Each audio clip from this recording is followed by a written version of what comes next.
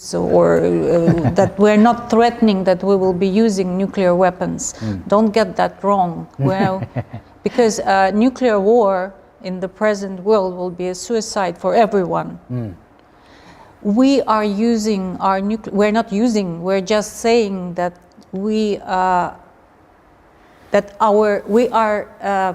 prepared to defend ourselves, because the weapons that we have, nuclear weapons, they are not for attacking anyone, they're for defending ourselves. We're hearing so much aggression, aggressive statements from the West. We're prepared to defend ourselves, not to, being mad or suicidal.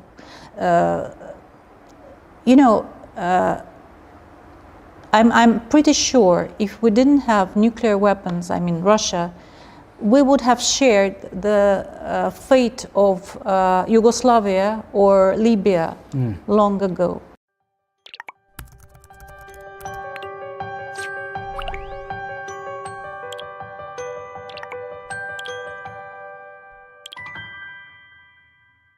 Assalamualaikum warahmatullahi wabarakatuh. Salam damai sejahtera buat kita semua. Shalom, Om Swastiastu, Namo Buddhaya, dan salam kebajikan dan salam sehat buat kita semua.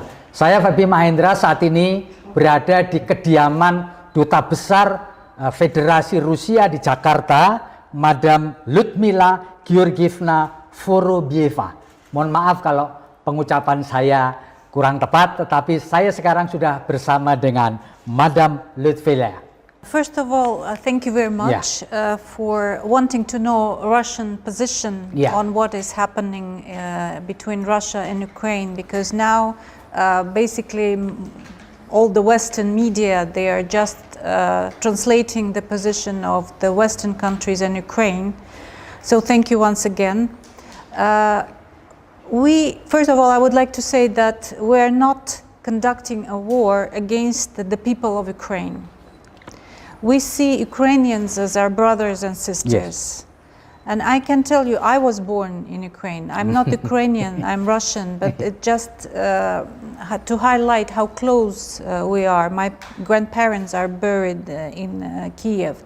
So we are not conducting a war against the people of Ukraine. Yeah. We are conducting a special military operation to protect the people of Donetsk and Lugansk, to demilitarize and denazify Ukraine. This didn't start on the 24th of February. It started quite a long time ago. In 2014,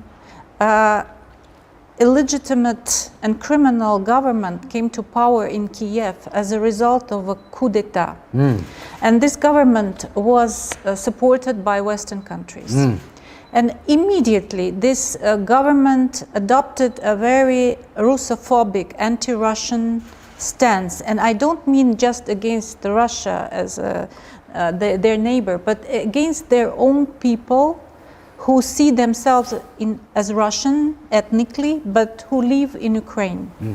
The first thing they did, they tried to adopt a law to ban Russian language from being used. And I don't mean just in schools to study or as official language, but just to talk in the shops, to use it in everyday life. Imagine this happening in Ireland if you tried to ban English, or in Belgium if you tried to ban French language, or in Indonesia if you tried to ban Javanese language in Java. How would people react? Yes. So, but not only it was a cultural oppression, it was a physical also threat. Physical assault. Assault at Russians that didn't want this to happen. And at that time the West turned a blind eye. They didn't want to see or hear what was happening in Ukraine. Not many people know, but for us in Russia it was a really shock when 38 people were burned alive in Odessa. They were peaceful protesters against the new regime in Kiev. They were shot in a government building, and this building was burned. They were burned alive, and the criminals are still not prosecuted. We all knew that, but the Western media never reported it. Yes. So regions that were predominantly Russian, like Donetsk, Lugansk, and Crimea, they refused to accept this kind of treatment and this kind of regime. With Crimea, you know what happened? Crimea rejoined Russia, and Lugansk and Donetsk started to oppose the government, and the government sent troops against these people, and they were killing them for 8 years. Why it was not reported in the Western media? In 2014, Russia didn't acknowledge the independence, didn't recognize the independence of these two republics. We tried to help to solve this problem in a diplomatic way by urging the leadership of Donetsk and Lugansk and Kiev to sit together and sign the Minsk Agreement. We were the initiators of the Minsk Agreement. And the Minsk Agreement actually pointed out a very clear way to solve this problem inside Ukraine, because this was civil war when the government is attacking their own nationals. So the Minsk Agreement were signed in 2014, supported by Russia, supported by Western countries as well. And for 8 years, we've been trying to push Kiev to fulfill these agreements. One of the main points of these agreements was that Kiev would give a special status to Lugansk and Donetsk regions inside Ukraine. If these agreements would have been fulfilled, the problem would have solved inside Ukraine, and the territorial integrity of Ukraine would have been preserved. But the Kiev government, the criminal and neo-Nazi government of Kiev, I'm not telling, we're not against Ukrainian people. But the government was criminal, supported by the West. They chose not to follow these agreements, but to attack persistently. You know how many people died during these years in Lugansk and Donetsk? There are different estimates. From one estimate is 2,500, from others is 14,000. But anyway, it means every day people were dying there, every single day. And we were trying diplomatically to solve this problem. We were providing humanitarian assistance to these regions, but we never recognized their independence until recently. And at the same time, during these 8 years, the West tried to turn Ukraine into an anti-Russian project. Anti-Russian project. Anti-Russian project, and use Ukraine as a political and military instrument to attack Russia. In 1991, we were promised that NATO will not expand. The West did not fulfill this commitment, but we repeatedly told the West that we have our red lines, and the red line is that Ukraine becomes member of NATO. Why?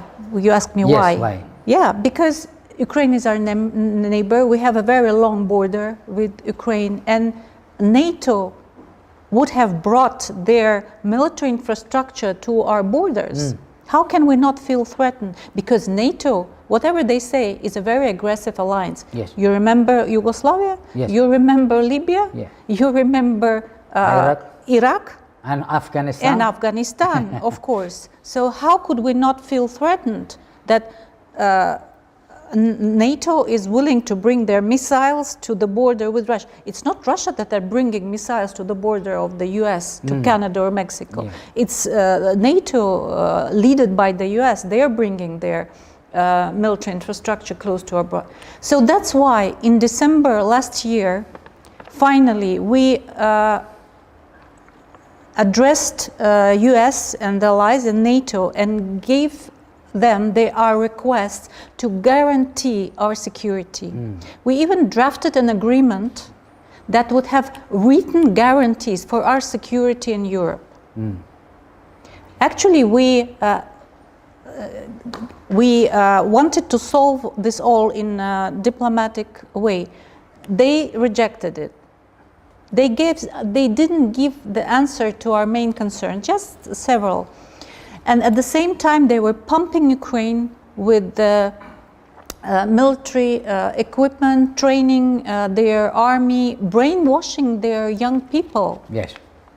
So the situation became very threatening to us. We exhausted all the means to solve this situation diplomatically. And you remember that there was information war. It doesn't start just on the 24th of February. It started many years ago when the West were launching an information war against Russia. Well, our minister called it information terrorism. Whatever happened in the world, bad, Russia was behind it. No proof, no evidence, but just accusing us of everything happening. So our president has taken the decision, first of all, to recognize the independence of these two regions, Lugansk and Donetsk.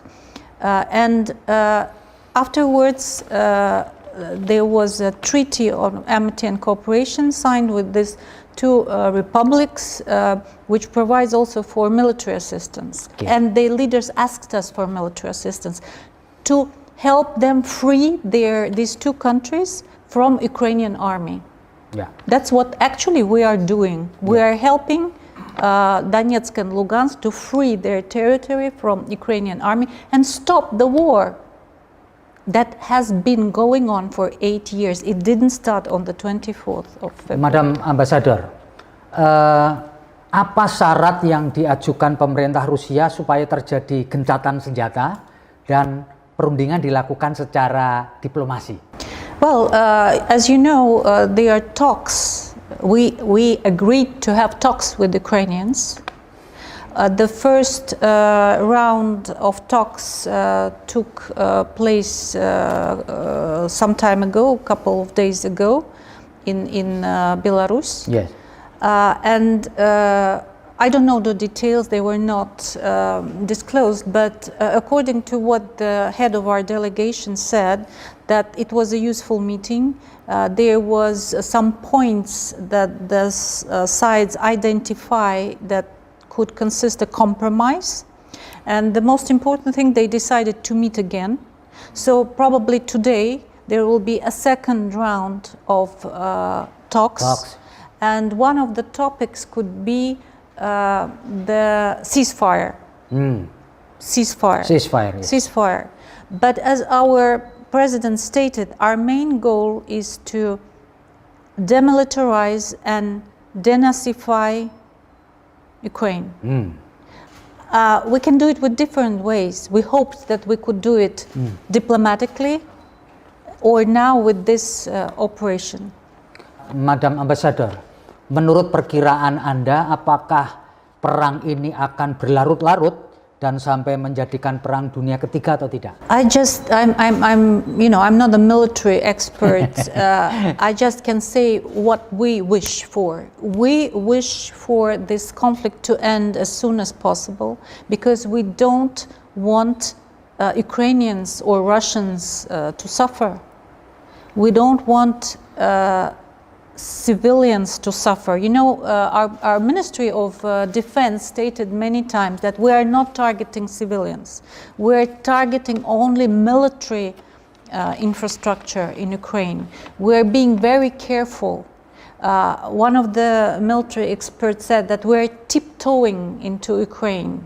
You know, you remember what Americans did. They had these carpet bombings first, where when they invaded many foreign countries, we just named a few, but actually there were much more.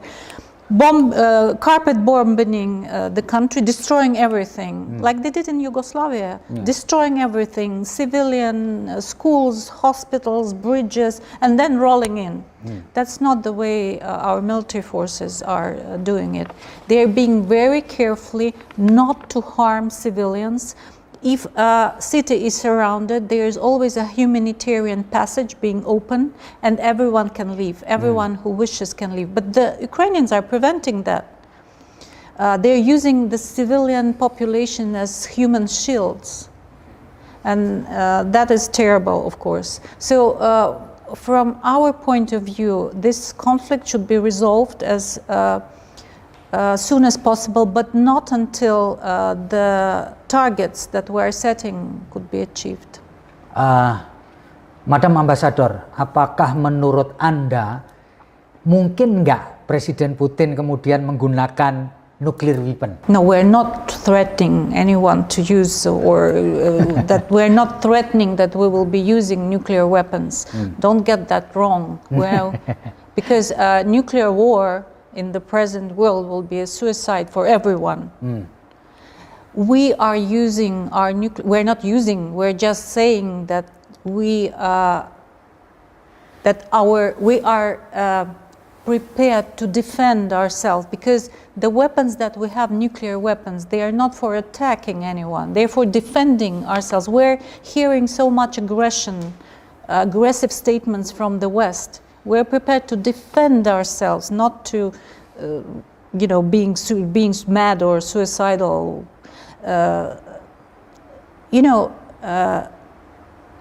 I'm pretty sure if we didn't have nuclear weapons, I mean Russia, we would have shared the fate of Yugoslavia or Libya long ago. Yeah. So we are just defending ourselves. We are not threatening anyone with nuclear or any other weapon.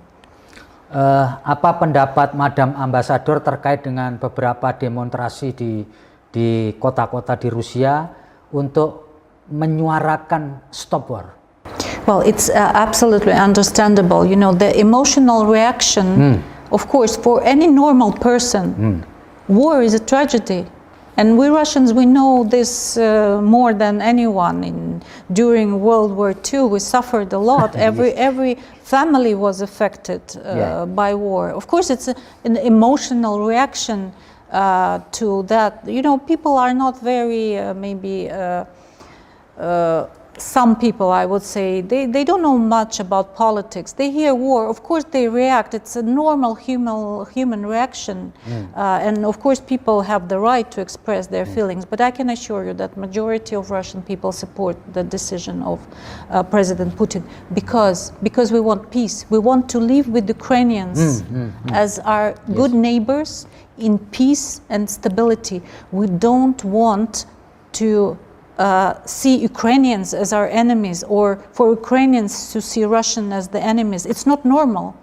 It cannot last forever. And if you want to blame someone for what is happening, you should blame Washington, Brussels, and Kiev, who were doing everything to continue the war in Donbass and in Donetsk and Lugansk.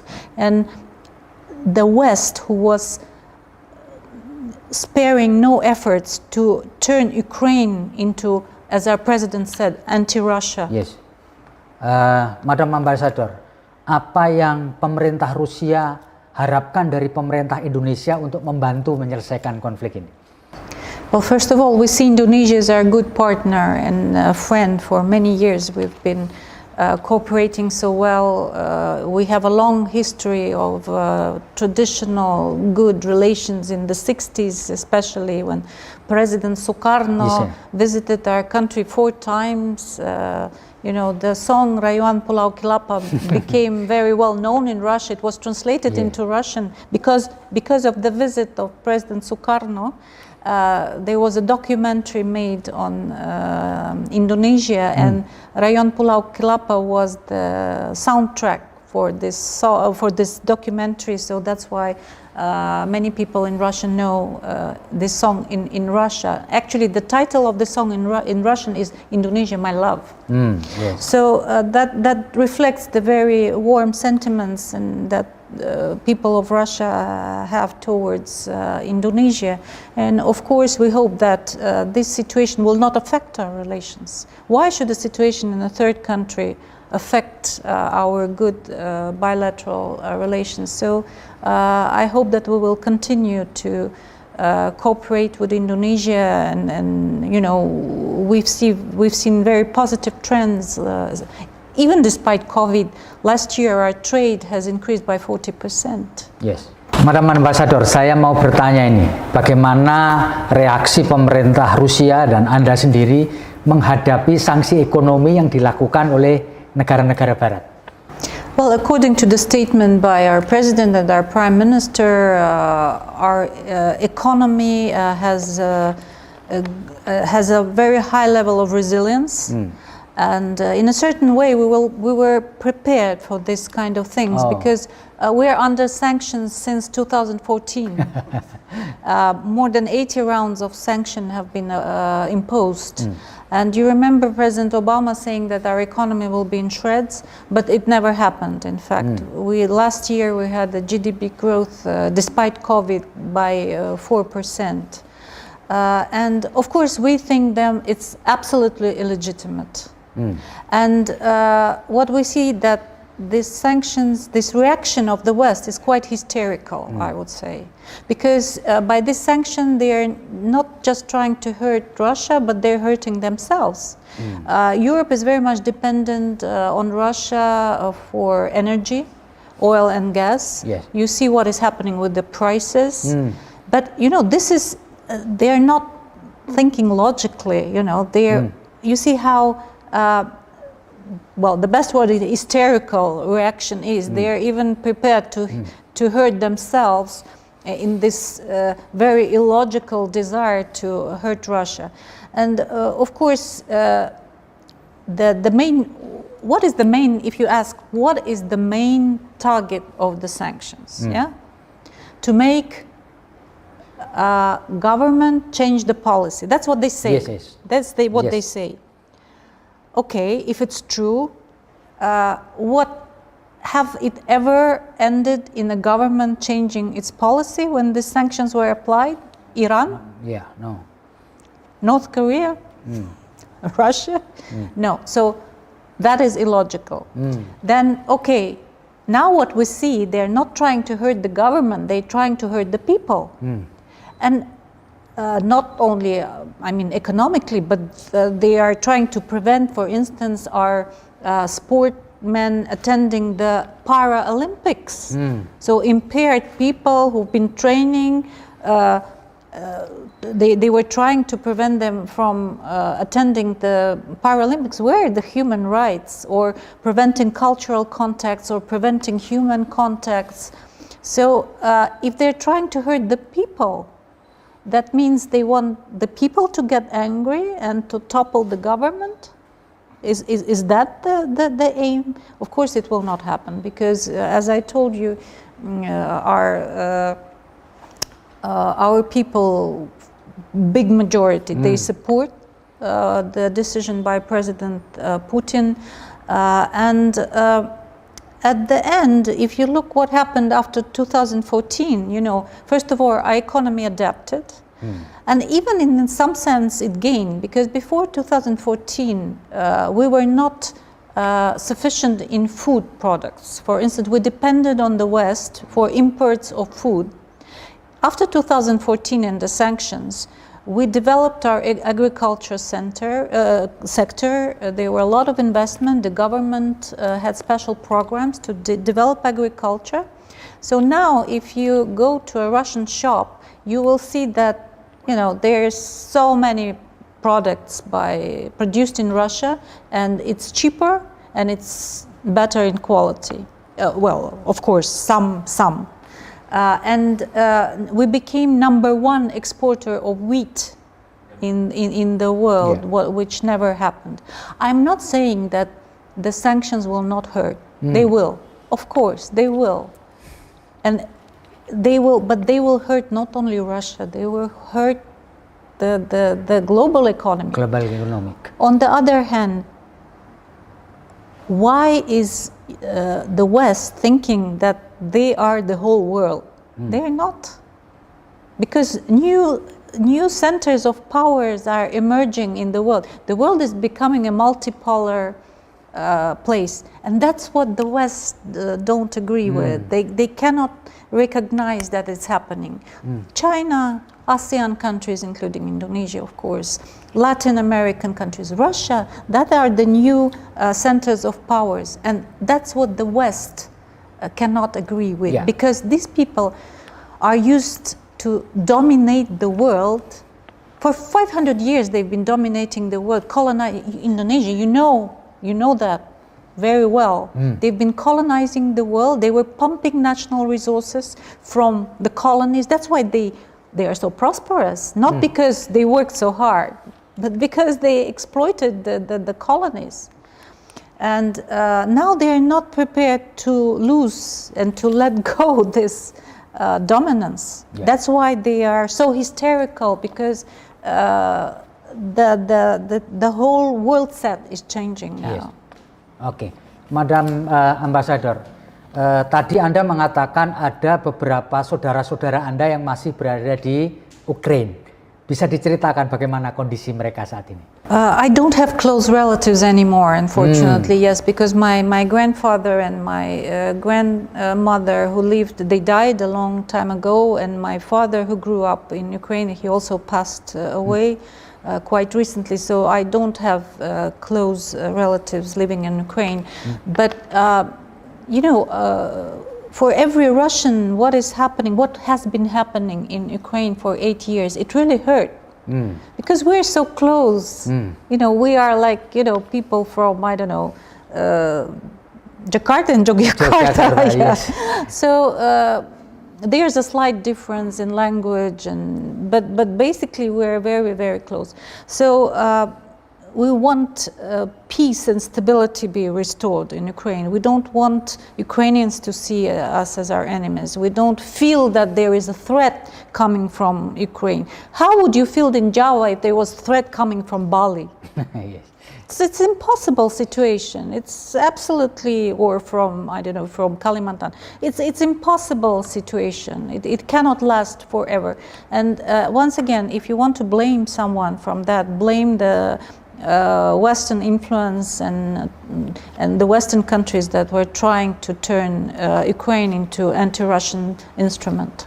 Baik, Madam Ambassador, apa yang bisa Anda jelaskan mengenai munculnya ledakan-ledakan bom di kota Kiev pada hari ini dan kemarin?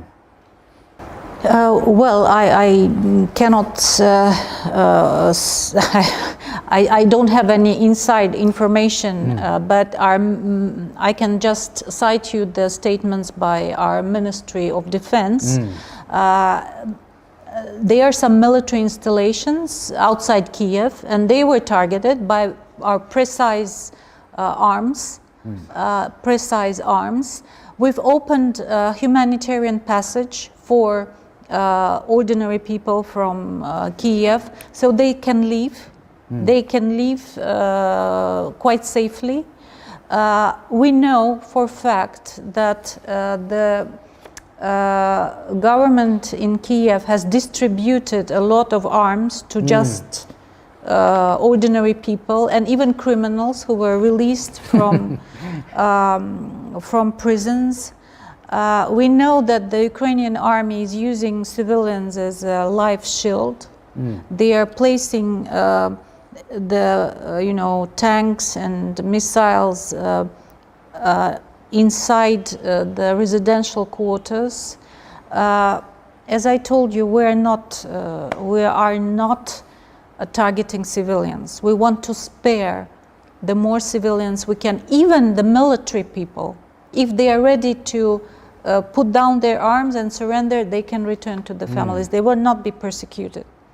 So, and friends. Last question, apakah ada yang ingin Ibu Ambassador sampaikan untuk closing statement? Yes, absolutely. First of all, we don't want war.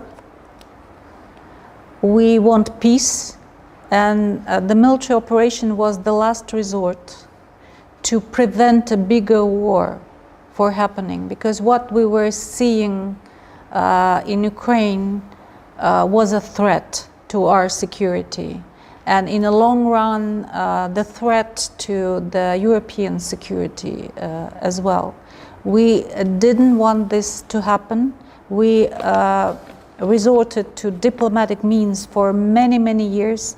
We were asking the West to be realistic. They didn't want to hear us. And as you say in Indonesia, Rusia tidak mau perang. Oke.